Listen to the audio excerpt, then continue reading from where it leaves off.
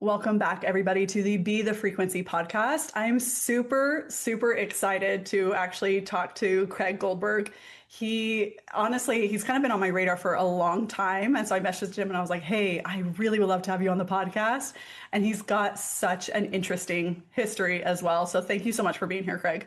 So welcome. Honored to be here. So grateful. Yeah, he's got something really cool that is kind of in the same vein of so many things that we talk about here on the podcast, and whether it's frequency, healing, business, he's kind of honestly does a little bit of it all.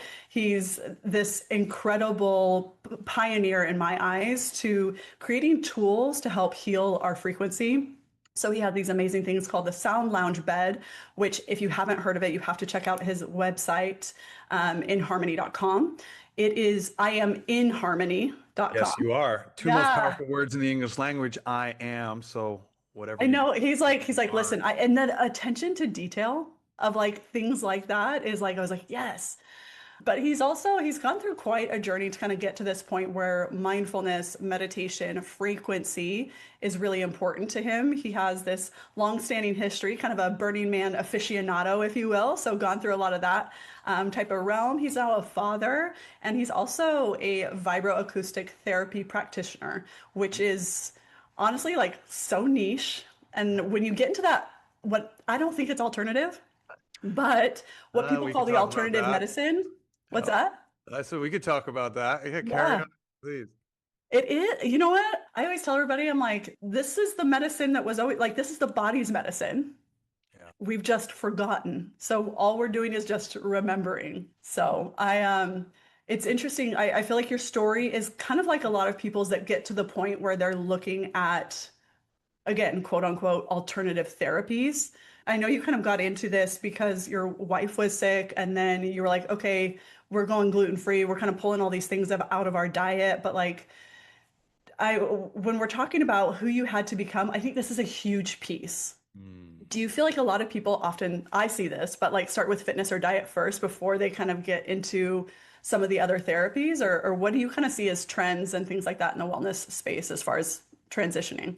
Look, I think a lot of, first of all, I'm honored to be here and thank you for having me. And it's always so odd when I'm getting introduced and I'm sitting here. So thank you for that beautiful introduction and my background. I I think health is that first leading indicator. And it's often physical health where the body is giving us signals that something needs to change, whether that's chronic ailments or issues, whether it's a diagnosis, whether it's just somebody looking at you. I'm with my wife 17 years, somebody just looking at you naked and being like, hey, we gotta work on this. Like I feel a little vulnerable and exposed. For sure. And that's the beauty of being in a relationship. And we could talk about that stuff, right? So I think the leading indicators to change is often the physical body, but not always. It could be psychological, mental, emotional, something that we're going through, past trauma that we need to focus on but I think there's a common underlying story. And it correlates, by the way, to stress and anxiety and the triggers for stress and anxiety in the body: mental, physical, emotional, relational, nutritional, financial. Yeah. All these different stress triggers show up differently in the body and impact so many different aspects of the body: dysregulated emotional response, dysregulated nervous system, your body is just not the way that it's supposed to look. Yeah. And obesity is obviously an issue, and we're sitting too much, and we're not working out enough, and we're not walking enough, zone two cardio. We're not getting enough sunlight, right? I mean, there's so many different aspects to your point, and the question of like, how does it show up to trigger that change? For me, it was through the food that we were consuming. For me, it was through these awful products that we were putting on our skin 12 years ago, 14 years ago at this point, and learning about which I think it's such a beautiful space that now it's so commonplace to know that those Glade plugins, and if you don't know, now you know that those Go Glade to people's plugins houses, are pull them out. unbelievably horrendous for dysregulating your nervous system and hormone production in the body. Mhm. And look, it's not a political statement, but love it or hate what RFK is doing, he's getting the dyes: red dye, yellow dye, blue dye. All these dyes are coming out of our food over the next 2 years. We're starting to talk about sourcing. So the conversation that my wife and I were having 12, 13 years ago is now becoming mainstream Yeah. science and research. And those changes that we were recommending people make are now becoming commonplace. But let me go back to the question, which is how does it show up? So the body only has one response to stress, and that's the sympathetic nervous system response. And I mentioned a few different outcomes or potential triggers. The physical body, obviously, we're familiar with physical stress being threatened. Mental stress, I think we're all familiar with mental stress, Oh, right? yeah. Mentally, I'm being pressed Probably more than emotional. the physical, to be honest. Absolutely, right? Wrestling with the mind that's in our head, telling us we're not good enough, telling us we're not worthy of love, telling us we're not worthy of where we are, imposter syndrome, right? There's all sorts of different ways that it shows up. Emotional stress, obviously, we're familiar with all the emotional things that we have to deal with over the course of the day and then how we respond to that. But I think the more nuanced one is relational and nutritional. Financial, I think, is also pretty obvious, right? Financial stress is I'm looking at my bank account and I got more bills than I do cash to pay and what that You're creates, like, right? well, how am I going to do this? Yes. Yeah, right. So there's That stress with all mental that. loop again of like, again, the shame or the judgment, the criticism that happens in the mind. Yeah, but look, relational stress. I can't believe my sister's doing that again. I can't believe my best friend is dating this guy still. He's so bad for her, right? Or I can't believe they broke up and got together again. Or I can't believe my uncle or aunt, sister, mom, dad is doing this thing that they're so dead set on doing when we know we think the better decision is for them to do something different, right? Relational stress. Nutritional stress. That's not just eating food that is inflammatory, which is obviously a big part of it, but it's also eating the foods you don't think you should be eating and you're eating them. And the guilt that you feel internally because you're not being authentic to yourself. I know I shouldn't eat Oreos, but man, they taste so Well, good. what is it? What do they say? Like, I'd rather have a happy hamburger than a sad salad. 100%. Yeah. How you feel about how you're eating it, cut Yeah. yourself some slack. Go easy on yourself. We are, in so many ways, our own biggest critic. And that voice inside our head is our authentic self telling us how we want to show up. And then, of course, whether it's parasites or emotional stress or whatever it is that we're feeling that's pulling us in the opposite direction. And that inauthenticity is what really pulls down our vibration. And that I think dovetails really nice into who you need to be. The highest and best vibration that we can hold is authenticity. And the tricky part about that is that nobody knows whether you're being authentic or not except you. Yeah. And it's a feeling to it. I think more often than not is people think, well, when I do it this way, then I'm being authentic. And it's like your body can always tell the difference when it's almost like masking or putting on a show, especially if you think that's what other people want to see. Even if it's kind of parts of it might be true, but it's like just off the mark, you know? We are conditioned as human beings, as social creatures, as creatures that survive best in a group setting or in a tribe. It's how we've developed over all of this time. Yeah. And we are conditioned to put a lot of weight on what others think. And it's different today than it was 200 to 500, 800 years ago. When you were roaming the plains in a tribe of 150 people and you did something to get thrown out of the tribe, it was a death sentence. Yeah. We couldn't survive on our own without the women going out to forage for Yeah. berries and nuts and raise the children, and the men going out to hunt for meat and bigger products. So it was a death sentence. But today, it's obviously much different. I Yeah. can go to Whole Foods. Now, we're still social beings, but I can go to the grocery store and buy my food. So it's not so much of a death sentence to not have a great friend group. Now, I think socially there's obviously downsides to that, but that's how we've been conditioned until now. Which I think kind of again when we talk about becoming the person that how did how did you get to be this person who's you guys he like the technology that he's created is so freaking cool. Like I think it's what You're everybody in Vegas, so I need you here in my home studio. honestly I would Drop love in and to. create I content. we were You're chatting opening. before. Yeah, we were chatting before we didn't realize we lived in the same city.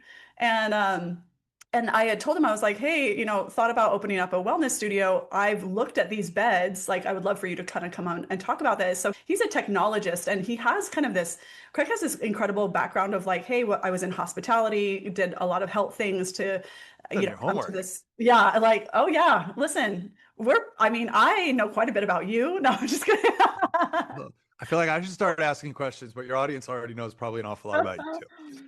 right? Probably more than they should. No, I'm just kidding. But it's like how you like when you talk about the community and you talk about, again, we are social beings. In fact, I often tell people, I'm like, the most severe form of punishment that is always used is isolation, and there's a reason for that. Yeah. And so when we're these social beings, I think a lot of when we're talking about that transition of like, how do I need to be like my health is declining, like the more that you kind of get into groups of people that are also concerned with their health, people who are also having that conversation of, again, like, is it the gluten? Is it the pesticides? Is it the this? Is it the that? Did you notice like you had to transition a lot of friendships? Or like, Oh, did you find mentorship? Like, how did you go about? Because very oh, different pockets of people there. oh, look, when we started making the decisions that we were making, it was all done through education, right? So I learned, I grew, I changed, and I began making decisions that I wanted to take control of these three main environments: what I put in my mouth, what I put on my skin, and what I keep in the air around me. Mhm. Yeah, there's a lot of people that have come and gone. There's a lot of people that have come and gone over the years. I call it picking the human weeds. You are I love who that. you are who you spend the most amount of time with, right? So that we've heard in personal development, it's the five people you spend the most amount of time with. Keep in mind, you are also one of the five people the people around you are spending time with. So Yes. why wouldn't you want to be the best version of yourself and have five people around you that are trying to show up to be the best versions of themselves? Even as you were saying that, finding groups of people, right? You want to find a group of, look, there are meetups that you can go to for just about every condition. And I want to caution you to be careful of who you're spending the most amount of time with. If you're having some type of health issue and you're going to a group to talk to other people that are having that health issue, unfortunately, you're going to further exacerbate that health issue. So instead of going to find a group of people that can help you with that issue or are suffering from the same issue, go find a group of people that are living life the way that you want to live life and go spend time with them. 100%. It's like if Call you that. want to be healthy, you don't hang out with the sick people. You hang No. out with the people who are living more of the lifestyle that you want. I have like my clientele comes in because I deal specifically with the nervous system, a lot of people with autoimmune disorders, a lot of people with chronic pain. And I always tell everybody, I'm like, get out of the groups that's a survivor, get out of Yeah. the groups that's a warrior, get out of the groups that is telling you that you have to fight for your health. Your body innately will want to come back into the homeostasis. It will want to come back into balance, but not if you continue to, again, expose it to these environments where I have to like claw my way into health because it Yeah. doesn't have to be that way. No, surround yourself with the people that are making healthy decisions. So to go back to your question, right? So my wife and I, we get educated on genetically modified food. And again, this was 13 years ago. We get educated on genetically modified food. Not just that it existed, because I knew it existed, but I didn't know how they actually do it. What's the process that they're putting our food through in order to make it genetically modified? Horrifying when you start to look into it. The movie that I could recommend is called Genetic Roulette. Ooh, And those processes are still holding true today. Monsanto and now Bayer, they have chemical companies that create seeds that are Roundup resistant or Roundup ready, and they are dousing glyphosate. Now, glyphosate has come out to be causing cancer, and there are all these things that just didn't exist 13 years ago. We just knew people on the inside that were having these conversations, but the big agricultural lobby was so powerful that it didn't make it to law, and it became something that we're all exposed to. So we just learned about what was happening, and we made a conscious decision that we don't want to eat genetically modified food anymore. So we went all organic, local. We went vegan because it was hard for us to find high quality meat that yeah. wasn't filled with antibiotics and wasn't fed genetically modified food. You are what you ate. So if you're eating an animal and that animal ate genetically modified food, yes, it's getting filtered through the digestive system, but that genetically modified existence is in their body, and then you're eating their meat. So we went full vegan for 3 years, local, organic. We knew where all of our food came from. We went to farmers markets. We spoke to the farmers. I got to tell you, it was a huge pain in the ass at the time. Yeah, and We that's the went, thing is it requires effort. I think people don't realize is that when you're trying to become this person that's healthier or wealthier or whatever it is, it requires effort. Less effort today. I'll tell you that. It's way easier. I have two natural grocers here in town. They're all organic, non-GMO. Everything in the store is organic and non-genetically modified. We got Whole Foods that was obviously bought by Amazon since then. And we now have access to incredibly healthy food. Yes, it's at a premium. I think that's going to change in the near future. I think over the next 2 years, we're going to see the price of organic food come down dramatically Yeah. because of the laws and the regulations that are changing and the reduction in some of those regulations, which are all a good thing, not a bad thing. There's a lot of good things happening in a health and from a health and wellness perspective right now, and it's getting easier for us to do that. Let's talk for a moment about frequency, and Yeah. let's talk for a moment about the body, because we as humans are basically a big antenna. We are constantly coming into and out of what's called harmonic resonance with frequencies that we are presented to.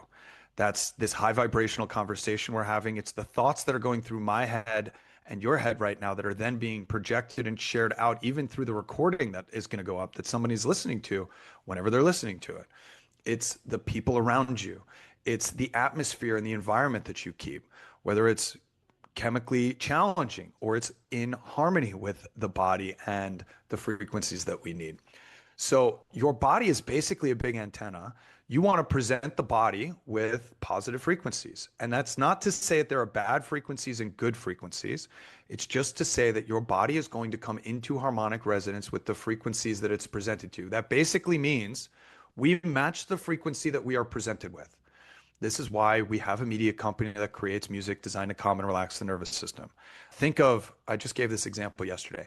Think of German techno, which is like 135 beats per minute, Yeah. and what that does to your nervous system compared to what you can't hear, but what's playing through my Sonos sound system right now, which is an in harmony music meditation that is designed to calm and relax the nervous system.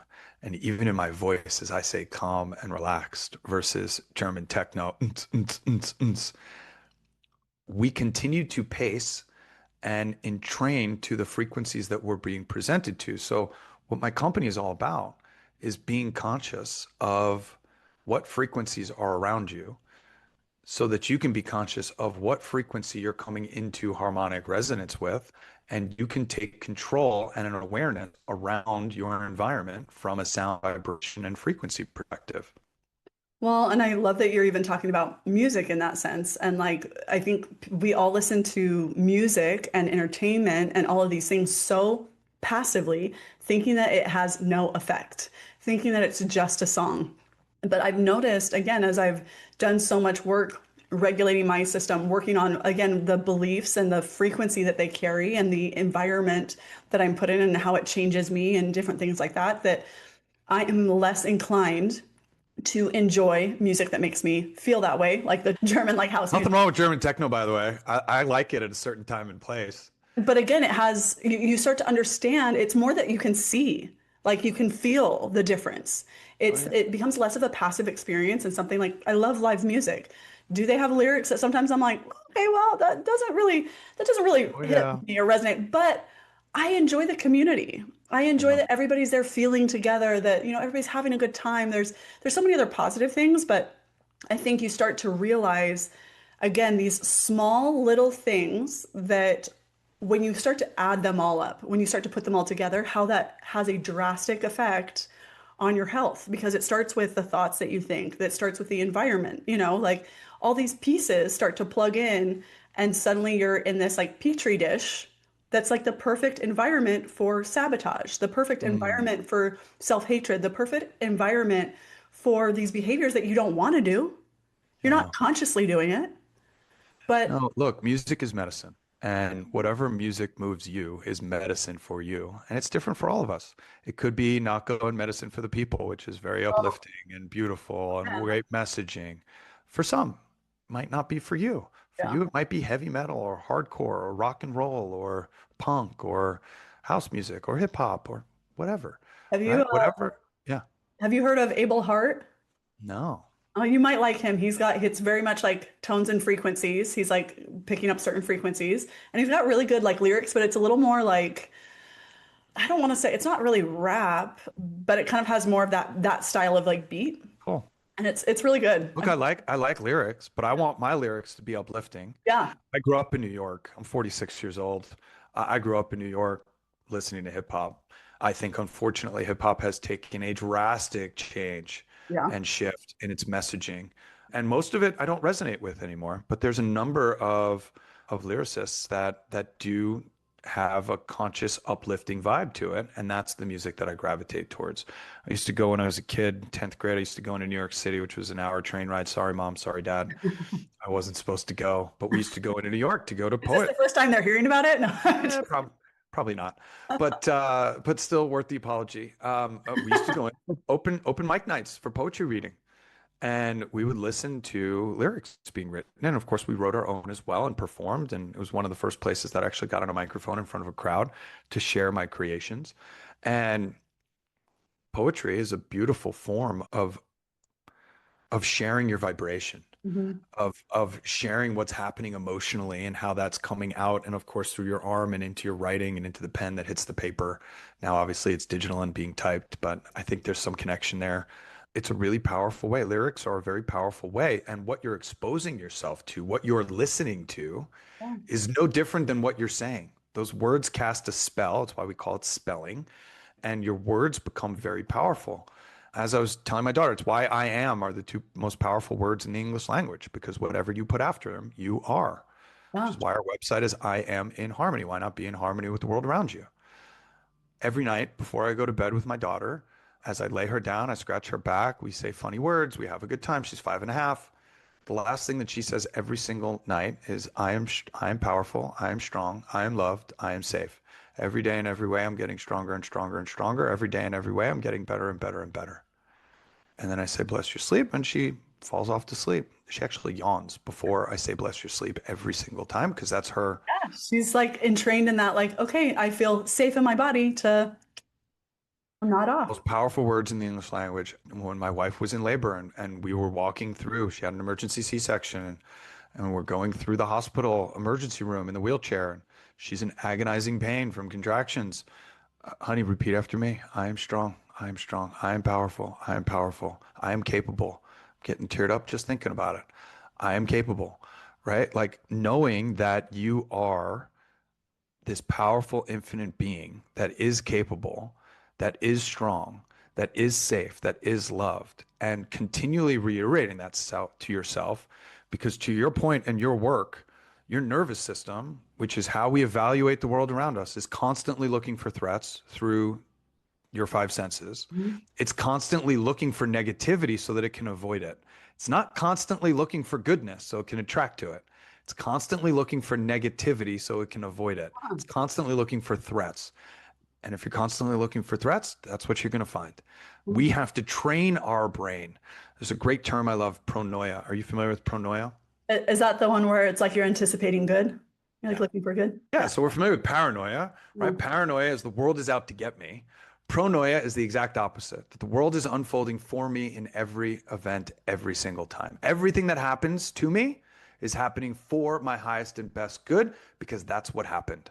And it's always in my best interest. I get fired, no problem. Where's the next door that's going to open? I lose a friend, to your point before, no problem. Who's the next friend that's going to step in and fill that void? Or frankly, did I really need that person in my life? Or frankly, did I need to be in their life at the time? See, so many times these things unfold and happen, or what we think is happening to us, instead of reframing it that it's happening for me. And we immediately think it's a negative. And we immediately think it's something that we did or something that we needed. Maybe it's just something that they needed. Ah, yeah, I talk about that a lot with my clients, that I'm like, sometimes as much as we would love for everything to be for us, I'm like, there's that dynamic of group. Like, there's always going to be a give and take. And for some reason, you had what they needed. And that doesn't mean that they're necessarily a taker. You're going to have instances where somebody else has more of what you need. And it's like learning to kind of be in this like kind of symbiotic relationship that isn't always going to stay. That doesn't mean it's forever. And sometimes, again, once the cup is full, the cup is full. Now it's overflowing. It's kind of now it's making a mess. We can move on, you Ooh. know? Got to serve from the saucer. Yeah. So people want to, we always want to take care of others, and that's part of that community vibe. My friend Andrew, who shoots all my video content, has a great story that he tells where we always want to serve from our cup, but you can't serve from your cup until your cup is overflowing. Hmm. So I don't like to serve from your cup. I like actually to serve from the saucer. So what's underneath Oh, the I love that So analogy. we don't serve other people from the cup. Your cup has to overflow. It's a very deep conversation I have with my wife on a regular basis because she's giving, giving, giving to our family, to me, to the people around her. And I have to remind her, like, no, you take care of yourself first. Yeah. You go to the chiropractor, go get a massage, stretch, work out, whatever it is that you need to do to take care of yourself. We have a 5.5-year-old. In the morning, when we wake up, I go to my bathroom and I take care of myself. And she wants my attention, and that's great. She gets it. And once I take care of myself and I'm whole, then I can come and I can serve you. Yeah. Well, and I think in our society, taking care of other people is also really glorified. That like self-sacrificing behavior makes you quote unquote, again, that's a belief, that makes me good. And when I change that belief that like taking care of myself is not, it's not something shameful, it's not something selfish, it's again something where I have more than enough now to give, which means that I can give freely instead of with contingency, instead of with with strings attached, so to How speak. about the guilt of Yeah. me giving to somebody else, knowing that I'm not taking care of myself, Yeah. knowing that I'm leaving myself in a worse position taking care of somebody else? And don't get me wrong, there's time and a place for everything. There's times where I run myself ragged and I'm giving, giving, giving, and I know, hey, Saturday is going to come around and Saturday is my day to fill my cup back up, and that's okay. But in general, how many times do we help other people knowing that we have our own to-do list? We have our own things that we're not doing. And here we are helping somebody else that is or isn't serving us. Yeah. We all know when we're in a position where we're like, man, I really shouldn't be here, but I didn't have the strength to say no. I didn't have the Yes. boundary set to Yes. tell this Like the person, and I courage. just said yes Yeah. instead of, you know what, can't make it. Sorry. I need to take care of myself, or my energy is low, or I really need to get to the gym, or I really need to stretch, or I have a massage. I can't come give you a massage, whatever it might be. Yeah. Well, and even I think it like a lot of times we see this in our culture. I think we see it a lot with work that we're made to feel like if we don't overgive, then we're not doing enough, and that it's easy to find somebody else. Somebody else can replace you. And so you're constantly at this like finding value from the overgiving and not taking care of yourself. So it becomes this like vicious cycle where again, tools like yours, like the sound lounge, like brings you back into this space where you're like, okay, I recognize what center feels like because that doesn't feel like center. That feels scattered. What a That tough feels place to be. overwhelmed. What a tough place to be, to think that I have to do this for my job, right? We have an amazing team around us. There's about 27 people that help in harmony to do what we do. I'm the face of the organization. I'm who everybody sees, but there's an incredible team behind me. And the policy is really straightforward. You have a task, you have a project, there's a deadline for whatever that deadline is. It just has to be done by then. Yeah. And we manage expectations and milestones. We make sure the workload isn't too much that you can't get it done. And there's obviously a bunch of different mentalities around this. But if you're a night owl and you like working through the night and you're doing a project that's just you, then do it. I was getting Yeah. emails last night at 2:45 in the morning from my ops staff, talking to our manufacturer, which is overseas and ahead of time. I didn't have an expectation that she was going to be in the office at 7 a.m. or 8 a.m. I was like, no, you were trading emails at 2:45. Like, I hope you're getting rest. Yeah. You're like, if Take anything, care of yourself. please sleep, actually. Totally. And Right. that's the thing is like that's also when we talk about like who you had to become, I think you also had to learn, it seems like, to really hone into your needs and how to take care of yourself so you could also build a business and a culture and environment at your company that says, "Hey, we honor taking care of yourself." You want to know how I know is because I've been on the other end. Absolutely. And so, like, those types of things change the way that you come into and do business. It changes the way that you interact with your friends and expectations and family. And like, that kind of sets to me, that is like the form of leadership that really, like, you're like, I'm setting the bar, and the bar is we all get to feel good. We all get to take care of ourselves, not just me because I'm the face, or not just, you know what I mean? And I think that also lends to more productive employees, more loyal employees, people who are just as excited about your projects as you are, who are really bought into, again, your mission and your purpose rather than just being somebody that's on the payroll. Yeah, look, Simon Sinek wrote a great book, Leaders Eat Last. and it really speaks to how leaders lead. And there is a time when a leader needs to charge the battlefield first, not put the infantry out in front of him.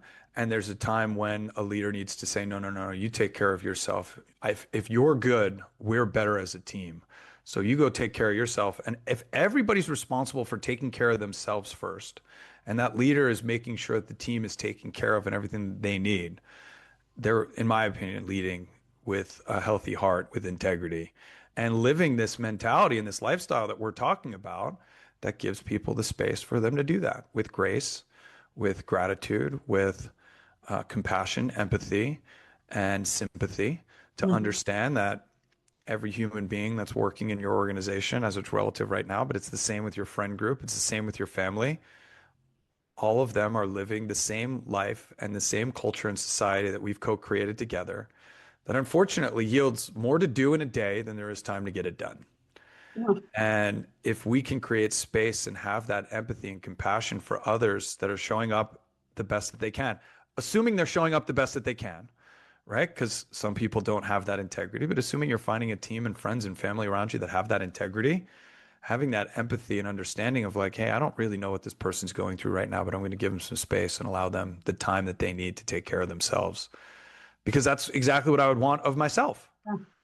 And they have to be able to communicate that effectively. And you obviously need to be on the same page, especially if there are deadlines and growth that's happening. But that open communication of here's what I need in order to be successful. And I will still get the job done and I will still get the project done on time. But here's what I need in order to make that happen. I think it's a really important part of work and your private life and the relationships that you have around you, and certainly in family.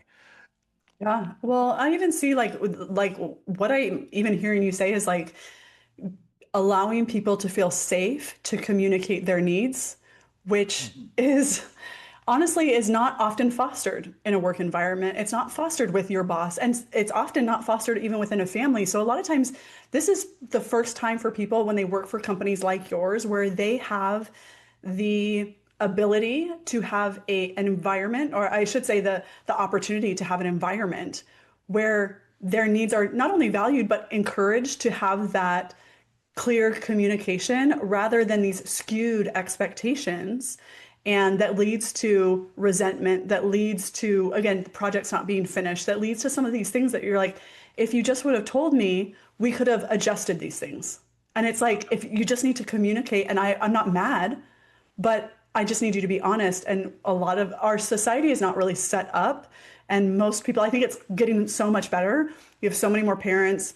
And like shout out to like millennial generation for being like, okay, we're going to talk about our feelings a lot more, because I really think they are kind of again the first generation to really not that they're the first people to do it at all, but I think have this understanding and also like how do I heal myself, change some of these again where I don't feel safe to share my needs, communicate these things. So I'm doing that at the same time while raising children. So it's like that generation or this gap right now is I feel like this time frame where a lot of things are changing. So hopefully like a lot more if people are wanting to build a business, they're wanting to look at leaders like you and say, I love the way that they've set this up. I appreciate that. Look, I have a multi-generational household. So my parents just moved in with me July 1st. My daughter, my wife, we're all underneath one roof. And again, my daughter, the first 6 months to a year of her life, I probably called my parents once a month and Mhm. either said thank you or I'm sorry. Like that was the first thing. They'd pick up the Yeah. phone and be like, They're I'm like mind blown, so right? sorry. Yeah. And they're like, what did she do this time? Yeah. And, oh, total meltdown at IKEA or total meltdown at the two that I can think of. LaGuardia It's Airport. funny how those stick. You're like that one time. Yeah, but you know what? So too do the precious moments. Yeah. Yesterday was Yom Kippur. I got to spend the entire day with my daughter yesterday, and there were a couple breakdowns. And look, these emotions start to come up, and we do talk about them, Yeah. and we don't tarnish them. Now, my daughter needs to learn that crying and whining doesn't get you what you want, and I can't. But that's the thing is you're like, that's my now I recognize as my job, those are needs, but how do I redirect like some of the expression? No, she's feeling the emotions Yeah. of I'm not getting what I want. Yeah. And it's showing up as more than she can control. So she's crying and whining. And that's fine. It's not wrong to feel that way. And I'm not telling you that your emotions are wrong. There are no emotions that are wrong. You're Mhm. feeling this right now, and I think that's great. I want you to feel that out, but please do it in another room because I don't want to listen to you cry. I love you, but it tears my heart in half when you cry like that. So you don't have to go to your room because I don't want your room to be associated with bad things like you're in trouble. You're not in trouble. Just please go do that in another room, feel your feelings, and when you're calm and relaxed, come back to me and let's talk about it. And I say, Send her let's to have a sit. conversation. Did you send her to sit on one of your beds or your meditation I cushions? offer it every single time. She hasn't quite associated that with that experience. I think you need a sound lounge right now. Yeah. Look, my daughter, there's tons of pictures online, and my daughter models on a regular basis. And there are anytime she's on it with her permission, she's like, yeah, you can, of course, you can take pictures of me, Dad. And twice a week, she'll grab me and be like, Dad, set me up on the sound lounge. I'm ready to go. Like I'm ready. Go ahead. Yeah. Take my And phone. she listens to one music meditation on repeat, and she doesn't stay for more than 5, 6 minutes, but it's better than 2 years ago when she was on it for 30 seconds and then got bored and left. Well, and So imagine having parents like that, that your go-to is you're not in trouble for having feelings. You're not, there's nothing wrong with you. There's nothing bad. And not only am I going to say, hey, you can have these feelings as long as you want. You can have them in another room. You can have, but preferably in here's another some room. other, yeah. But, and also here are some tools. Like, Yeah, look, breath, right? Breath controls the mind, mind controls the body, or mind controls the breath, breath controls the body, right? So we can decide how we want to breathe and we can change our breathing, which will change the physiological response that we have. Look, my daughter, I think all children, I think all humans are manipulative and are constantly looking out for their own best interests to survive. yeah, And when we get into that survival mode, that sympathetic nervous system response, it laser focuses our desire for a specific outcome, and we start to do things that we wouldn't normally do if we were in a parasympathetic or rest and digest like that's when you say nervous that system wasn't response. me. Like, I don't know who I was in that moment. Look, I've been there. Yeah. I tell people all the time, I have this incredible company with these incredible products, with this incredible media company and music that we produce. I use our technology as much as anybody else. I secretly and passionately drive this company forward. As an entrepreneur, it's not easy. It's stressful. It has all of the beauty with it and a product-based business with inventory and a supply chain and international logistics and people, 800 affiliates around the world and new customers. And there's a lot that goes into building this business. And I love all of it because at the end of the day, I have access to this incredible technology and I use it on a regular basis. I You're could like, be using it more yeah, you're than, like, this is than I just use it. I have this business so that I can justify all the time that I spend on my sound lounge. On it. Yeah, it's work.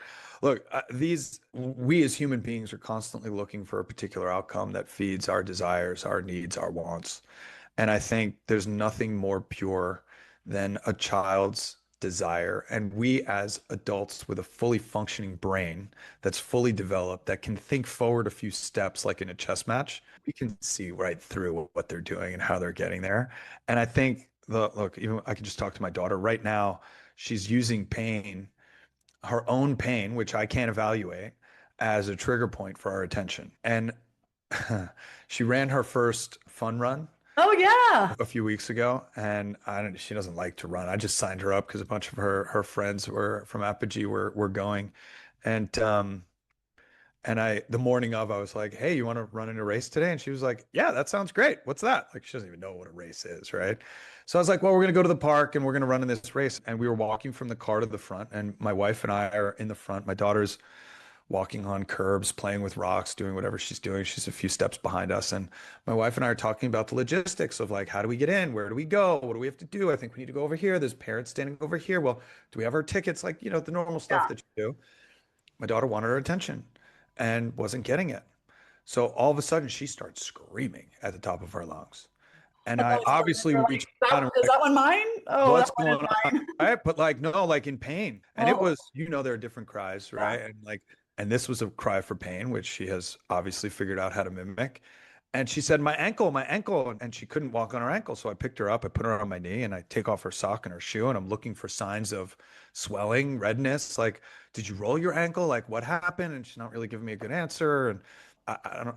And then she looks up at me and she goes, my ankle hurts, but really it's just because I didn't have your attention and I wanted your attention. Oh, I love it. She's like very self-aware. It's like, okay, cool. So you can walk and you can run. And I put her sock back on and I put her shoe back on. And we included her in the conversation of logistics and where we were going. And miraculously, 40 minutes later, she ran a mile and it never hurt again. And my Yeah. wife was like, after the race, she was like, how's her ankle? And I was like, you didn't pick up on what she said in passing, which was, my ankle hurts because I wanted your attention. Yeah, but see, I mean, it's interesting because it really could have hurt because she Totally. wanted your Oh, attention. she could have manifested that pain. And Oh, then as soon as she had our attention, it went away. I'm not calling her a liar. no. I'm I'm just like, I'm loving the honesty that was coming out of her mouth in the yeah, moment. And if you didn't pick up on it, you would have missed it, like my wife did. She didn't pick up yeah. on what she said or how she said it. It's funny because I mean, in high school, they had to run, you have to run like the timed minute mile or timed 1 mile. And I hate running. I will do I weight train, 4 or 5 days a week, Pilates, yoga, I'll do it all. Yeah. You want me to run consistently I was like, no, Yeah. thank you. And I also was just I not love to run. athletic. Hated to run in high school. I played volleyball, which is a sprint Oh sport, but yeah, not yeah, an endurance sport. yeah. But as I got older, I got into running. I ran the Ragnar relay race a couple times, which is a 200-mile Wow. relay race. Yeah. I really do like that runner's high that you get, and I really do like pushing the body from an endurance perspective in my later in life. My daughter, she ran a 16 and a half minute mile I think with that's better than me. Just kidding. with distraction, by the way. There's a playground on the side of the course, and like halfway through, she's like, I want to go on the slide. And I'm like, no, no, no, Harmony, come. We're running a race. Like we need to finish the race and then we can go to the playground. She's like, Because she, priorities, Dad, priority. yeah, squirrel. Yeah. I mean, as all kids, they're like, listen, you said this race was supposed to be fun. That We includes had fun. on time. It was awesome. We had a good time. We had a good time. Oh my gosh. Well, and that's the thing. I think a lot of times in my practice, what I see is our when we think about our biology and when we think about again the way that we live, even our kids, things like that, it's all this compounded effect of how your environment has infected, maybe, but also Totally. affected you. And even she's already learning it at that age. When I do certain things, when I behave a certain way, when I do certain stuff, and so I always kind of joke, especially when people are like upset that they're like my parents aren't supportive, or my partner doesn't believe in me. I want to do this thing with my business, blah blah blah. I'm worried about judgment or criticism, and you start to look at like the ways in which other people I say I'm like they're not technically manipulating. They're trying to get their needs met. They want you to stay the same because that meets their needs. Yeah. But You touched on a couple of things there that I think are worth mentioning. And there's the first of like parents aren't helping enough. That's my expectation that they're going to help. And mm, that's me forgetting, from my perspective, just that statement and just that scenario is me forgetting that my parents have needs too. yeah. That my parents have a relationship, they're married almost 60 years, that they need to work on, that they need time and space to work on, that they have their own needs, that they're moving a little slower than they used to. And so maybe getting up at 7 a.m. to help me with breakfast isn't in their best interests. Yeah. And that's okay. And then the other half of that is what you mentioned, which is, my spouse, my significant other isn't supporting me. It's like, well, why aren't they supporting you? Mm, And how does that come into your goals as a couple? And how can we find ways to support the endeavors and the things that we want to do? yeah. And getting to the root cause of why they're not supporting. Is it just because you're not communicating your needs effectively? Is it because you haven't impressed upon them how important it was? Or are you just under this expectation that you should be supported in everything that you do? And maybe that's not so realistic also. Yeah. Well, and even just again being able to have that open dialogue with whether it be your partner, your parents, your friends, whoever, of, hey, I think so many times we're scared to ask for what we need because we're already anticipating that our needs won't be met. Or unfortunately, we don't have that relationship or the groundwork set and boundaries set. There's a lot to these conversations that you need to have with the people around you. Uh, And I don't think you can have these conversations with the people around you until you have the conversation with yourself, until you know what your boundaries are, until you know how you want to show up, until you know where you want to get to and have a goal and vision for where the future is going to take you. yeah. And once you've done the inner work, which by the way, our technology helps you to do. Music and vibration helps you to deepen your relationship with yourself, to ask yourself the questions, whether it's through prayer or meditation or making a vision board. Once you know where you want to get, then you can start having these, what I call conscious conversations with the people around you about where you're going and how they can help you get there and be supportive of how you're going to get there. But it's a process. It And is, I and think it's I don't important. think it happens all at once either. And I think that's where a lot of times people haven't communicated for so long about these things. And then it gets to where it's like percolating, and then it's again at that boiling point instead of when your feelings were about half full, did you have that conversation? So it didn't get to that point, and so then it kind of, floods over. And then there's again that kind of dynamic of, well, now I'm resentful because they're not hearing me, they're not seeing me. But it's again like these groundwork and kind of foundations that you need to lay of like, if I cannot hold a boundary, how can I expect that they will not have pushback to what I'm saying? Their dynamic was always this way, where I couldn't set a boundary, I couldn't, state my opinion and kind of hold to things.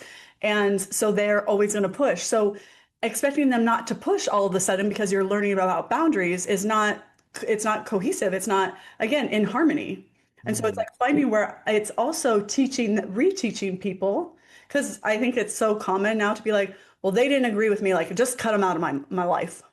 And I don't think that's the case. I think there's a lot of value in those relationships also who have grown with you, maybe not every single one, but No, there are some that you need to have these conversations over periods of time and develop basically a new relationship and a new dynamic that is more cohesive to who you are now. it is so fun to overhear and witness these conscious conversations from conscious leaders or conscious family members.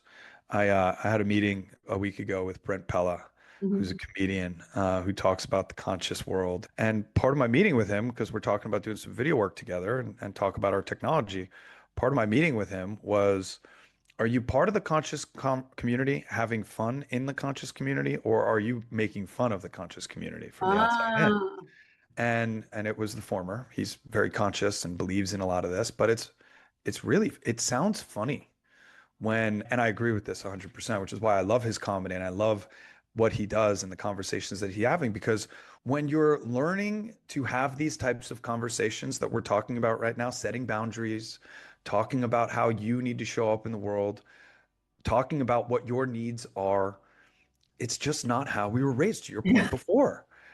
I'm 46 years old. I was born in 1979. I'm on the cusp of being a millennial, and my childhood was very different than my daughter's childhood.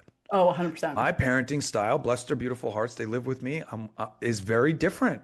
Yeah. And I find myself explaining that to my parents who want me to parent my daughter the way they parented me. And I have to explain to them why I don't want to do that. Yeah. Well, And and it's what, not, how it's I've not bad. grown to not want to do that. Sorry, go ahead. Yeah. No, no, no. And that it's not bad. It doesn't mean that they were quote unquote bad parents. And I think No, that's sometimes it's just like there can be two truths that exist at the same time. You can have, done the best that you knew how to do, raise me the best that you can with best intentions, and I can still want something different and that also be good. I've been having really powerful conversations with my dad, and we live in Vegas. We go out to Tacoma Hot Springs, the two of us, and it's coming back into hot spring season, I which I'm know. excited about. Yeah. And we'll talk about that. Hey, what was it like growing up in Grandpa's house? Mhm. Who's a World War II Army veteran who had unbelievable expectations, work ethic, and grit, and how difficult and challenging his childhood was. I'm just so, and it's like it's almost gives this validity that like everybody, I think about this even in the terms of just religion or beliefs, like it's so fascinating how everybody, as long as it keeps you on a path that makes you again continue to move towards what feels most authentic, what feels like is for your highest good, what feels like some of these things, like it can take a different path for every single person, and that's okay. 100%. Look, that authentic vibration that we hold, I think it was something like 400 times more powerful than love, than the vibration of love, unconditional love, which is obviously really powerful. And the way they did these tests, Zach Bush talks about these tests and these studies that they've run on finding authenticity in a Faraday cage and and finding that vibration and what happens to the energy levels in the body when we're truly being authentic and giving ourselves the permission to communicate how we feel authentically without guilt and shame of this is the way I feel and I want to voice it right, wrong, or indifferent. And by the way, I'm totally open to the fact that I might be wrong, but this is the way that I feel right now. And I need to communicate that effectively to my wife, to my daughter, to my parents, to those that are in relationship with me, to the people I work with, to the people I serve, all of it. Well, I think like, Really again, even powerful. bring it back to like your product, like it's almost like to me, the doing things like all these different tools that are out there for your vibration, for your health, all these like biohacking stuff, that is really just to bring you back to your true nature, something that you can always find. But it's almost like it kind of has to do this dance of like mirroring at first when you're like, okay, I've gotten so far away from who I am. These types of tools, it's almost like it helps you remember and kind of gives you that touch point. Oh, that's what that feels like. Oh, yeah, like that feels good. Oh, I forgot what it feels like to just genuinely love somebody. I forgot Mm. what it feels like to express myself authentically and like how good that feels. And then I'm well received when I do it. They don't have to agree, but it's not combative and like how good that feels. And it gives you basically, again, I always kind of call it like this touch point or this benchmark to be able to come back to. You put it really well. I say it like this.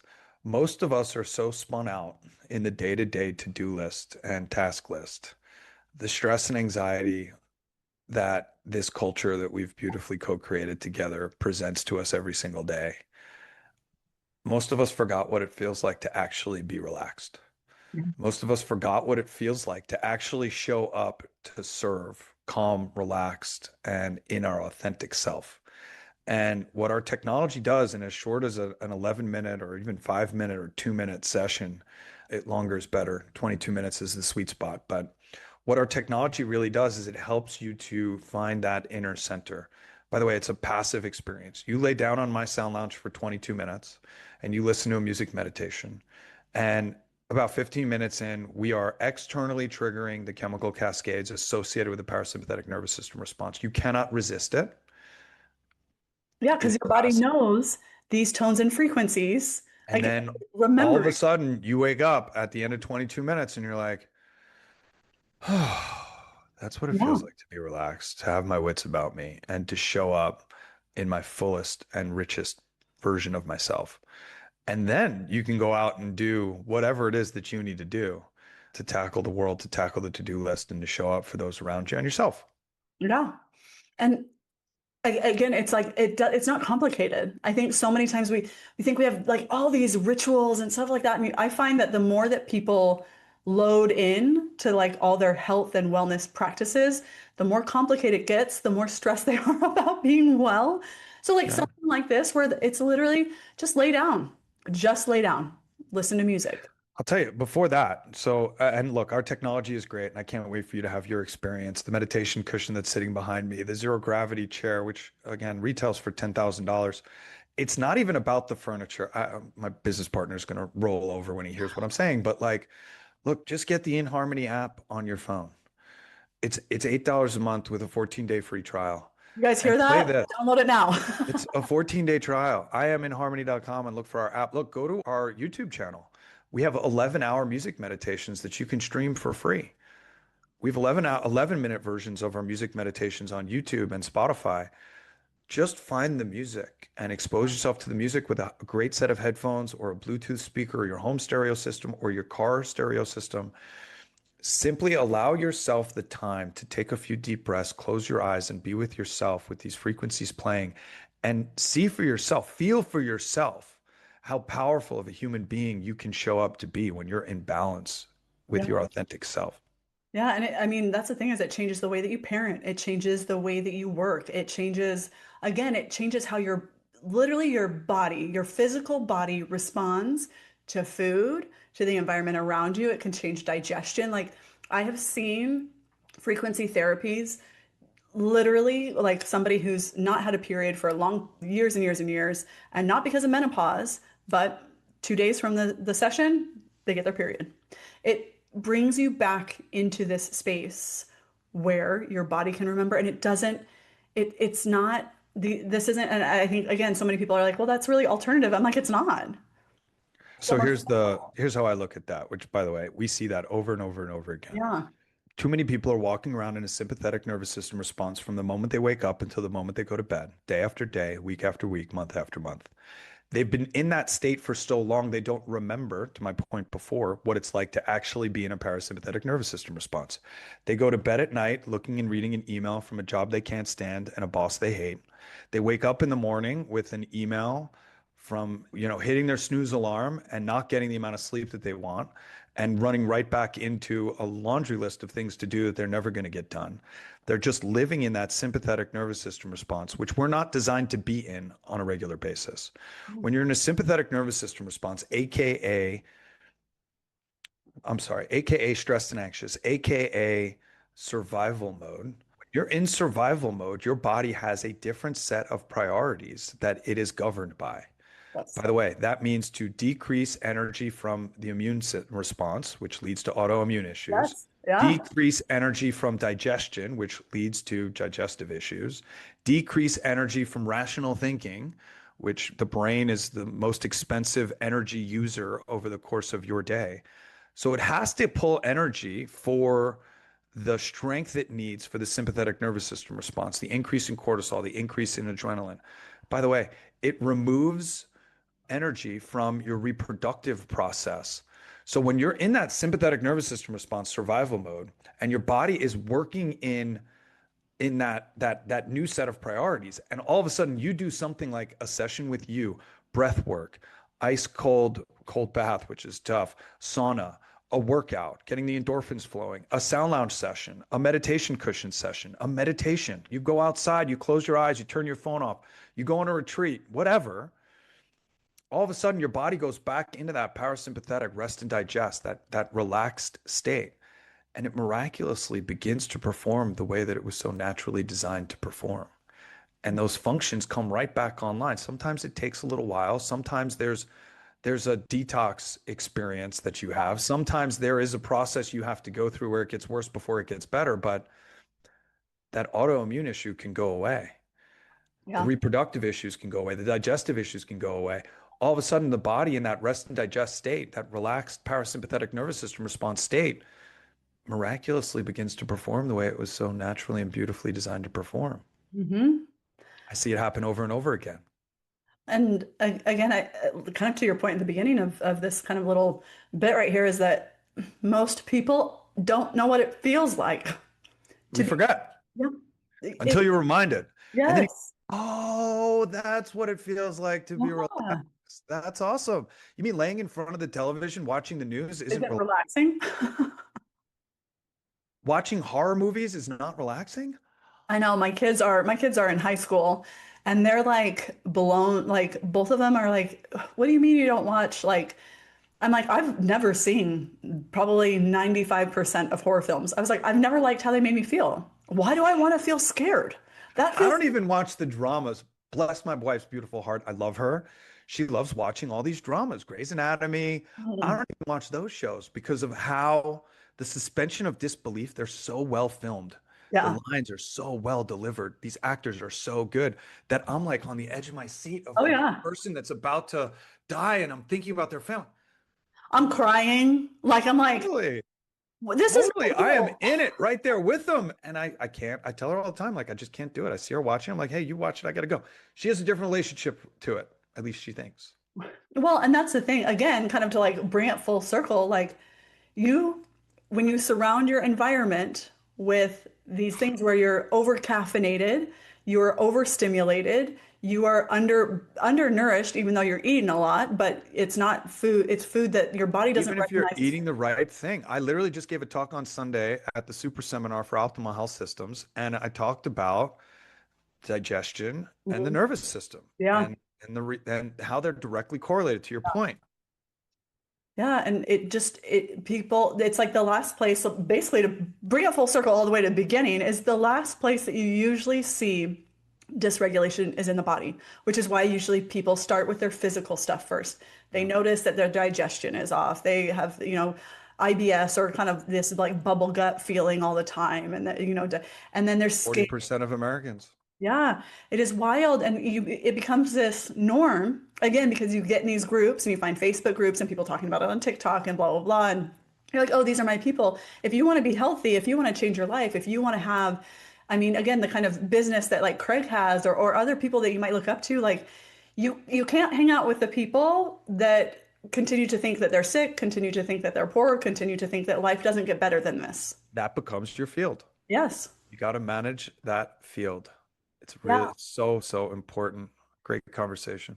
Yeah, thank you. I mean, I feel like that's like such a good mic drop right there that I was like, oh, good, leave him on the edge.